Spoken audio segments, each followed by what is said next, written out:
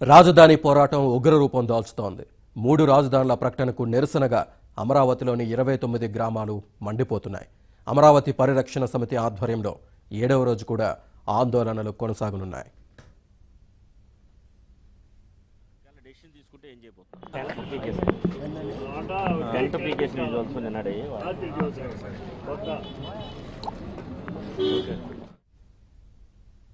ఆరు రోజులుగా వివిధ రూపాల్లో నిరసన తెలియజేస్తున్న రైతులు, ప్రజలకు ఉద్యోగ, విద్యార్థి, ప్రజా సంఘాలు మద్దతు పలుకుతున్నాయి.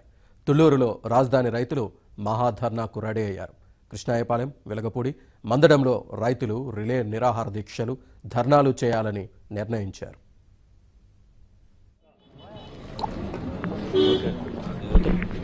బొత్స గారు, అమరావతిని ఎడ్యుకేషనల్ హబ్గా చేస్తాం.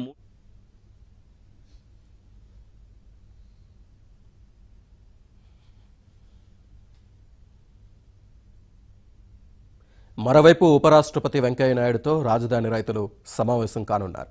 గన్నవరం మండలం ఆత్కూరులో రాజధాని మార్పు అంశంపై వెంకయ్యనాయుడికి వినతి పత్రం ఇవ్వనున్నారు రాజధాని రైతులు.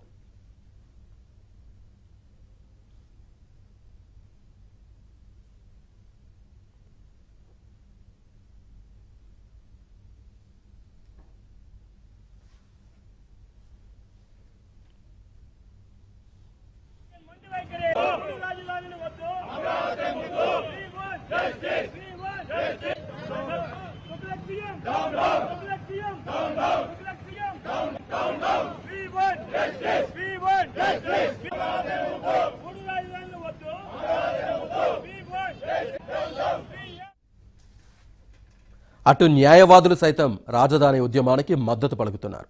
రాజధాని మార్పును వ్యతిరేకిస్తూ చలో హైకోర్టుకు న్యాయవాదులు పిలుపునిచ్చారు. రాజధానిని అమరావతిలోనే కొనసాగించాలంటూ కాకుమానులో రైతులు ధర్నాకు దిగనున్నారు.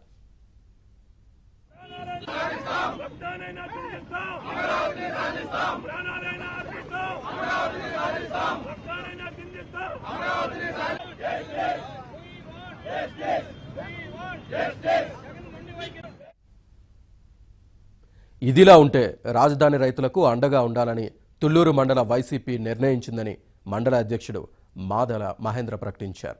రాజధానికి భూములిచ్చిన వారిలో అన్ని వర్గాలు, పార్టీల అభిమానులు ఉండటం వల్లే తాము ఈ నిర్ణయం తీసుకున్నట్లు తెలిపారు. నేరుగా వెళ్లి రైతులకు మద్దతు ప్రకటించలేకపోతున్నందుకు బాధగా ఉందన్నారు.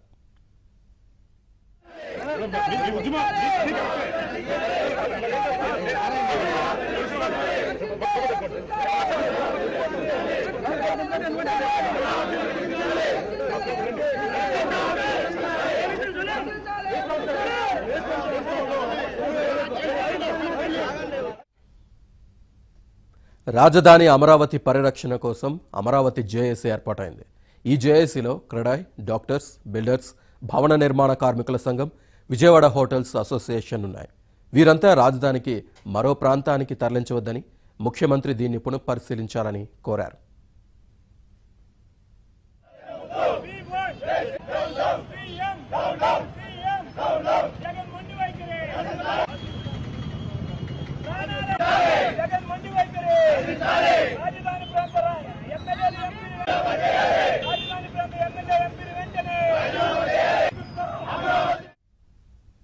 ఇక రాజధాని తరలింపుపై వరుసగా 7వ రోజు అమరావతి గ్రామాలు రగిలిపోతున్నాయి.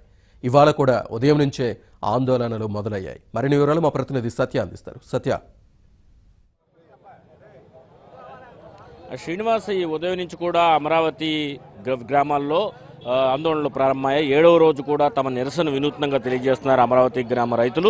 ఈరోజు చూడొచ్చు, అందరూ కూడా నల్ల దుస్తులు ధరించి తమ నిరసనను తెలియజేయాలని ఈరోజు నిర్ణయించారు. దానిలో భాగంగా రైతులు, అదేవిధంగా వృద్ధులు, మహిళలు, ఇతర వాళ్ళందరూ కూడా పూర్తి స్థాయిలో నల్ల దుస్తులు ధరించి తమ నిరసనను తెలియజేస్తున్నారు. మొత్తం మీద వీరంతా కూడా ఇక్కడి నుంచి నిన్న బొత్స చేసిన వ్యాఖ్యలు కూడా కావచ్చు, రాజధాని ఎడ్యుకేషనల్ హబ్గా తీర్చిదిద్దాం ఇక్కడ ఉన్నటువంటి అమరావతి ప్రాంతాన్ని బొత్స చేశారు. దానిపై కూడా కొద్దిసేపటి క్రితం మండిపోయిన పరిస్థితి అయితే ఉంది. తుళ్లూరు మహాధర్నా ప్రాంగణానికి రాజధానికి ఇప్పటికే అన్ని ఏర్పాట్లు చేస్తున్నారు. ఒక్కొక్కరు రైతులు ఇక్కడికే తరలి వస్తున్న పరిస్థితి ఉంది. ప్రస్తుతం ఇక్కడ కొంతమంది అంబేద్కర్ యూత్ తుళ్ళూరు తరపున ఇక్కడికి రావడం జరిగింది. అంబేద్కర్ చిత్రపటంతో గత 3 రోజులుగా తమ నిరసన తెలియజేస్తున్న రైతులు ఉన్నారు. వారిని అడిగి తెలుసుకుందాం. గత 4 రోజులు సార్ చెప్పండి, రోజు అంబేద్కర్ అదేవిధంగా నరేంద్ర మోడీ చిత్రపటాలతో మీరు నిరసన తెలియజేస్తున్నారు. ఆ రాజధాని అమరావతి ఇక్కడే కొనసాగించాలని మీరు డిమాండ్ చేస్తున్నారు. దీనిపై ప్రభుత్వం నుంచి ఏమంటున్నారు? రాజధాని ఇక్కడే కొనసాగాలండి. ప్రతి డిపార్ట్మెంట్ ఇక్కడే ఉండాలి. ఎక్కడ పరిపాలన మొత్తం కూడా ఇక్కడి నుంచే చేయాలి.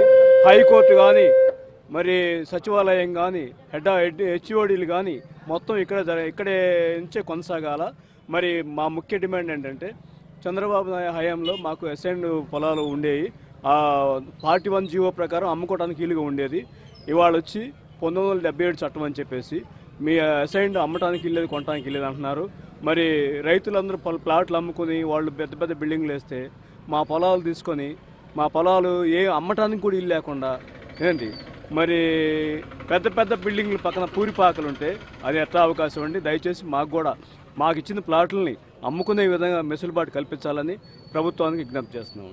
రాజధాని విషయంలో బొత్స ఇక్కడ ఈ ప్రాంతాన్ని ఎడ్యుకేషనల్ హబ్గా చేస్తామంటున్నారు. ఇక్కడే అసెంబ్లీ ఉంటుందని చెబుతున్నారు. దానిపై ఏమంటారు? ఎడ్యుకేషనల్ హబ్ ఆయన చేసేది ఏంటంటే ఇప్పటికే కేంద్ర ప్రభుత్వం ఇచ్చేసింది. చాలా విశ్వవిద్యాలయం ఇచ్చింది, ఇంటర్నేషనల్ యూనివర్సిటీలు వచ్చినాయి. ఈయనకి ఆయన కొత్తగా చేసేది ఏం లేదు. ఆయన చేసేది ఏంటంటే ఆయన చీపురుపల్లి నుంచి విశాఖపట్నంలో ప్లాట్లు కొన్నాడు, ఆయన పొలం కొన్నాడు. ఆ పొలానికి రేటు రావడానికి విశాఖపట్నం రాజధాని అంటున్నారు తప్పితే నిజంగా విశాఖపట్నం వాసుల మీద ప్రేమ ఉంటే ఎడ్యుకేషన్ హబ్ అక్కడ తయారు చేయమనండి, ఐటీ పార్క్ పెట్టమనండి, మేము సంతోషిస్తాం. ఎప్పుడో 4-5 సంవత్సరాల క్రితం మేము భూములు ఇస్తే ఇవాళ వచ్చి ఎడ్యుకేషన్ హబ్ నువ్వు చేసేది ఏందేడా? అట్లా కాదండి. 5 సంవత్సరాలు అవుతుంది భూములు ఇచ్చి మేము. ఈ 5 సంవత్సరాల నుంచి కూడా రాజధాని ఇక్కడే ఉంది. ఇవాళ వచ్చి అంటే ఎవరు అధికారంలో మారితే వాళ్ళు రాజధాని తరలించుకుంటూ పోతారా? ఇవాళ నువ్వు అక్కడ తరలిచ్చావు, రేపు ఇంకొకటి వస్తాడు, వాడు ఇంకో చోట తరలిస్తానంటే నీకెంత బాధగా ఉంటుంది? ఇక్కడ 29,000 మంది రైతులు పూలింగ్ ఇచ్చారు, 33,000 ఎకరాలు పూలింగ్ ఇచ్చారు. ఇదంతా ఏం చేయాలి? మరి ఆ భూములు ఏమన్నా పంటగా పనికి వస్తాయా? పనికి రావు. దయచేసి మా మనవి, మా కష్టాన్ని, మా బాధను ఆలకించి మీరు మా ఎడల సుహృద్భావ వాతావరణం కల్పించి రైతులందరికీ కూడా న్యాయం చేయాల్సింది కోరుకుంటున్నాం. అంబేద్కర్ రాజ్యాంగ ప్రదాత అంబేద్కర్ విగ్రహంతో గత కొంతకాలంగా తమ నిరసనలు తెలియజేస్తున్న పరిస్థితి ఉంది. తమ నిరసన తెలియజేస్తున్న కొంతమంది రైతులు జాతీయ జెండాను కూడా చేతబూని తమ నిరసన తెలియజేస్తున్నారు. ఎందుకంటే జాతీయ జెండా నీడలో అందరం బతుకుతున్నాం, అలాంటిది రైతులకు తీరని అన్యాయం జరుగుతుంది ఇక్కడ అని వారంతా కూడా ఆవేదన వ్యక్తం చేస్తున్న పరిస్థితి ఉంది.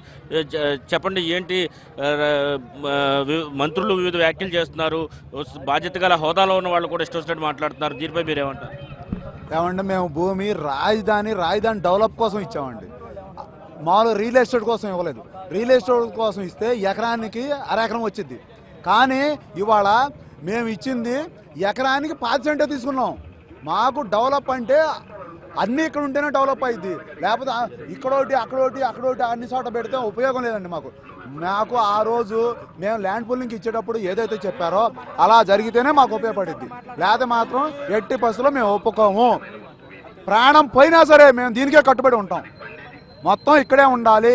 మాకు అన్ని రకాలుగా అన్ని రాష్ట్రాలు అభివృద్ధి చేయండి, అన్ని జిల్లాలు అభివృద్ధి చేయండి, మాకు దానికి ఇబ్బంది ఏం లేదు. మాకే కావాలి, అభివృద్ధి మొత్తం మాకే ఉండాలని మేము అంటలా. ఇంకో రంగం ఎట్లా డెవలప్ చేయాలో ఆలోచించి అన్నీ డెవలప్ చేయండి. మాకు మాత్రం రాజధాని ఇక్కడే ఉండాలి, అన్నీ ఇక్కడే ఉండాలి, దాంట్లో సమస్య లేదు ఎట్టి పరిస్థితులు. అది చాలా మంది బాధ్యత గల హోదాల్లో ఉండి అదేవిధంగా మంత్రులుగా కానీ బాధ్యత గల హోదాల్లో కానీ ప్రజల అభిమానాన్ని పొందిన వాళ్ళు కూడా అమరావతి విషయంలో నిర్లక్ష్యంగా మాట్లాడడాన్ని మీరు ఎలా చూస్తారండి? ఏమండి, ఇప్పుడు ఈ అమరావతి రాజధాని ఇదేనండి, దీంట్లో ఎటువంటి అనుమానం లేదు. ఒక జగన్మోహన్ రెడ్డి ఏదో అన్నాడు, క్యాబినెట్ మీటింగ్ చేస్తానంటే కేంద్ర గవర్నమెంట్ ఉంది, ప్రధానమంత్రి నరేంద్ర మోడీ గారు ఉన్నారు, అమిత్ షా ఉన్నాడు, అటు ప్రతిపక్ష నాయకులు సోనియా గాంధీ ఉంది, సిపిఎం సిపిఐ అందరూ ఉన్నారు. అందరూ మాకు రైతులు సపోర్ట్గా ఉన్నారు. ఇప్పుడు ఇక్కడ రాజధాని ఇదేనని మేము భావిస్తున్నాం. లేదు, రేపు క్యాబినెట్ నిర్ణయం తీసుకుంటే మా 23,000 రైతుల మీద సవాల మీద కూడా వీళ్ళు వెళ్ళే నిర్ణయం తీసుకుంటారా? మేము అడుగుతున్నామండి. మేము ఆ రోజు జగన్మోహన్ రెడ్డి ప్రతిపక్ష నాయకుడు ఉండి ఒప్పుకోలేదు అసెంబ్లీలో. ఇవాళ ఎందుకు నేను మనం తిప్పను, అది చేస్తాను, ఇది అనే మనిషి ఇవన్నీ ఎందుకు చేస్తూ ఉన్నాడు? ఏమి లేదండి, విశాఖపట్నంలో భూములు కొనుక్కున్నారు, ఈ అధికారంలో వీళ్ళందరూ దానికోసం ఇప్పుడు ఇవన్నీ చేస్తూ ఉన్నారు. ఏది భూములు రేట్లు రావాలి, వాళ్ళకు వాల్యూ పెరగాలని ఇవన్నీ చేస్తూ ఉంటారు. మేము రైతులు 23,000 మంది మేము ఒకటిగానే ఉన్నాం. మాకు అన్ని 13 జిల్లాల నుంచి సపోర్ట్ వస్తుంది. మేము ఈరోజు 5 కోట్ల ఆంధ్రులను అడుగుతున్నాం. విశాఖపట్నం ఆ రోజు ఉదు తుఫాన్ వచ్చిన, శ్రీకాకుళం జిల్లాలో విశాఖపట్నంలో తుఫాన్ వచ్చిన మేము ఇక్కడ నుంచి వెళ్ళి మేము అక్కడ పోయి వాళ్ళకి సప్లై చేసాం. ఇక్కడ నుంచి వస్తువులు తీసుకెళ్ళి అక్కడ అందరికి సప్లై చేసాం. విశాఖ రైల్వే జోన్ ఆంధ్ర హక్కు అని మేము అందరం చేసాం. మేము వాళ్ళని రిక్వెస్ట్ చేసుకుంటున్నాం, మీరు మా రాజధానికి 29 గ్రామాలకు మద్దతు తెలపమని. ఇటు రాజధాని రాయలసీమ వాసులకు కానీ, ఇటు ఉత్తరాంధ్ర వాళ్ళకి కానీ అందరినీ వేడుకుంటున్నాం. ఇవాళ మాకు మద్దతు రండి, మీరు అందరు రండి, మనందరం ఒకటిగా చేద్దాం. ఎందుకంటే ఇది కుల మతాలని, ప్రాంతీయతత్వాలను రెచ్చగొట్టి ఈ జగన్మోహన్ ఏదో చేద్దాం అనుకున్నాడు. ఇది జరగని పని. ఈరోజు నల్ల చొక్కాల నిరసన దేనికండి? నల్ల చొక్కాలంటే మా బాధ అండి. అసలు ఏం చేయాలో మాకు అర్థం కావట్లా. నిరసన గట్టిగా చూద్దాం అనుకుంటాం. ఈ బొత్స సత్యనారాయణ నేను ఏం మాట్లాడుతున్నాడండి, ఇక్కడ కాకపోతే ఇంకా ఇక్కడ రాండిస్తానన్నాడు. చీపురుపల్లిలో ఈయన చూసి, ఈయన ముఖం చూసి ఒక 100 ఎకరాలు ఇవ్వమనండి. ఈయన చూసి, ఈయన ఒక ప్రతినిధి, ఒక మంత్రి, బాధ్యత గల మంత్రి, ఆయన ఏం మాట్లాడేదండి. ఇది ఎడ్యుకేషన్లో అప్పుడుగా చేస్తా అన్నాడు. ఆల్రెడీ విట్ ఉంది, ఎస్ఆర్ఎం ఉంది, అన్నీ ఉన్నాయి మా దగ్గర. ప్రజాభిమానం పొందిన కొంతమంది బాధ్యత గల వ్యక్తులు కూడా అమరావతి విషయంలో కంటే కూడా 3 రాజధానులు పెట్టడానికి స్వాగతిస్తున్నట్టు లేఖలు పంపుతున్నారు. దానిపై ఏమంటారు? లేఖలు అంటే అండి చిరంజీవి గారు పంపించారు. చిరంజీవి గారికి ఆంధ్రప్రదేశ్లో ఓటు హక్కు ఉందా? ఈయనకేం సంబంధం అని ఇన్ని రోజుల నుంచి రాలా. ప్రత్యేక హోదా కావాలన్నప్పుడు రాలేదు ఇంతవరకు. విశాఖలో రైల్వే జోన్ కావాలన్నప్పుడు రాలేదు ఇంతవరకు. ఎప్పుడు ఎప్పుడు మాట్లాడిన వ్యక్తి వాళ్ళు ఎందుకు వచ్చాడు? ఆయనకి ఏదైనా స్టూడియో ఇస్తా అన్నాడు జగన్మోహన్ రెడ్డి, ఆ స్థలం ఇస్తా అన్నాడు వైజాగ్లో. తప్పు చిరంజీవి గారు, మీరు 5 కోట్ల మందికి కావాలి. మీ సినిమాలు అందరూ చూస్తున్నారు. మీరు అందరికీ ఉండాలి. మీరు ఏదో లేఖలు ఇచ్చి మీ సొంత విషయాలకి మీకు అక్కడ ఏదో పొలం వస్తుందని మీరు లేఖలు ఇస్తే చాలా తీవ్రంగా ప్రతిఘటిస్తాం. మీ ఇంటి దగ్గరికి వస్తాం. మీ ఇంటిని ముట్టడిచ్చే రోజుల దగ్గర ఉండే చిరంజీవి గారు, జాగ్రత్తగా ఉండండి. చెప్పండి, మీరు చెప్పండి. రాజధాని ప్రాంతం పైన మంత్రులు కానీ, అదేవిధంగా స్పీకర్ కానీ, లేదా బాధ్యత గల వ్యక్తులు కానీ చేస్తున్న వ్యాఖ్యలను ఎలా చూస్తారు? వాళ్ళు చేసే వ్యాఖ్యలు చూస్తుంటే ఇది బాధ్యత గల వ్యక్తులు చేసే వ్యాఖ్యలాగా లేవండి. ఒక చిన్న పిల్లల కంటే అన్యాయంగా కూడా వాళ్ళ మాటలు ఉంటున్నాయి. ప్రతి దాన్ని అబద్ధం మాట్లాడటం, వక్రీకరించడం, ఎగతాళిగా మాట్లాడటం, ఇక్కడ భూములు ఇచ్చిన రైతుల్ని ఎగతాళిగా మాట్లాడటం. ఇక్కడికి వస్తే నిన్న స్పీకర్ గారు మాట్లాడుతున్నారు, ఇదంతా ఇక్కడికి వస్తే ఎడారిలో వస్తున్నట్టుందని. ఎడారిలో వస్తుందని చెప్తున్నా. ఆయన మనసాక్షి మీద ఆయన గుండెల మీద చేసుకొని చెప్పమనండి. ఇది ఎడారిలాగా ఉందా? ఆ ఎడారి 6 నెలల పాటు ఇక్కడికి వచ్చి మీరు ఎట్లా అసెంబ్లీ సమావేశం జరుపుకున్నారు, ఎట్లా ఇది చేశారు? ఈ రోజు వచ్చి ఇక్కడ రాజధాని ప్రాంత రైతుల్ని అన్యాయం చేయడం కోసం మీరు అబద్ధాలు ఆడొద్దండి. ఎవరికో ప్రలోభపడి ఎవరికో ఇది చేసి మీరు అబద్ధాలు ఆడుతున్నారు. అలాగే చిరంజీవి గారు కూడా దయచేసి మీ ద్వారా చిరంజీవి గారికి విజ్ఞప్తి చేస్తున్నాము, మీ స్వలాభం కోసం, మీ ఆర్థిక లాభం కోసం ఇక్కడ రాజధాని కోసం 33,000 ఎకరాలు ఇచ్చిన రైతులు ఉసురు పోసుకోవద్దండి. ఓకే, మొత్తం మీద తీసుకుంటే కనుక రాజధాని ప్రాంత రైతులందరూ కూడా తీవ్రమైనటువంటి ఆగ్రహం వ్యక్తం చేస్తున్నారు.